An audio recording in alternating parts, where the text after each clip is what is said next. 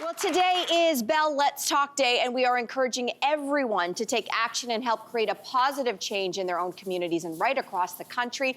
We are dedicating this entire show to furthering the conversation around mental health and spotlighting important issues that millions of Canadians are facing each and every day. So here to join the panel, patient advocate and founder of the nonprofit Journey, Augustina Mpofo joins us. Welcome.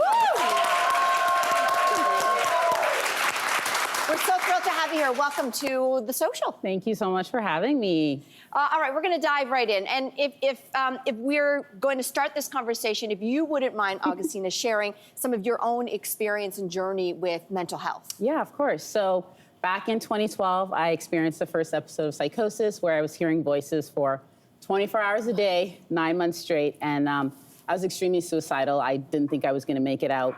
Luckily, I was able to seek treatment at a early psychosis intervention program, which literally saved my life.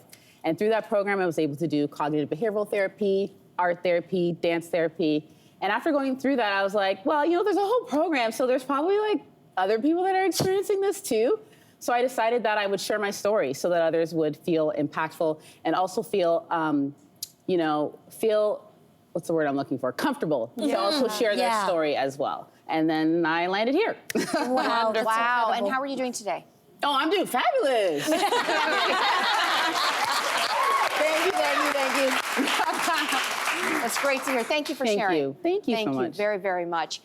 Okay, so we want to hear your thoughts on this topic and so many more. An article in Wondermind recently posed the question, am I allowed to tell my partner to go to therapy? So whether, right? What do you do? How do you do it? So whether your loved one is struggling more than usual or even dealing with a large life change, does trying to convince someone to start therapy ever work? I mean, it feels like it goes without saying, Augustina, it's probably how you deliver that message. But what are your thoughts on this? Yeah, so I'm actually recently married. Congratulations. Thank you. Yeah. Shout out to my husband, Timmy. He's sitting in the crowd. Thank you. Hey, Timmy. Love you, babe.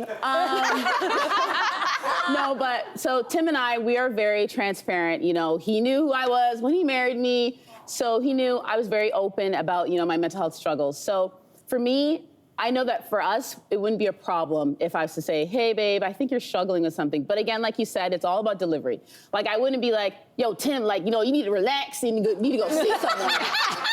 I wouldn't do it like that. But I'd be like, hey, babe, like, it seems like you're struggling with something right now. And like, I don't think I have the capacity to be able to support you. So maybe you should see a registered therapist. And for us, faith is really important. So maybe I would frame it around, maybe it'd be important to see like a Christian registered therapist so that you could talk about it. And of course, let him know, I still love you, babe, but I just can't help you the way you need right now. Yeah. Oh, that's good advice. I think it's really interesting the way that question was posed. Am I allowed to tell my partner to go to therapy? And I think the word allowed speaks to the stigma that's still happening around mental health. Because let's say you saw a bruise on your partner's arm, you would not hesitate to be like, I think you need to see a doctor for that bruise. And, we're trying over the course of these years to equate it in the same way. I mean, it's physical and mental health all at the same time. So I think that question just exposed to me about the person who is asking it. Their journey of understanding about mental health clearly needs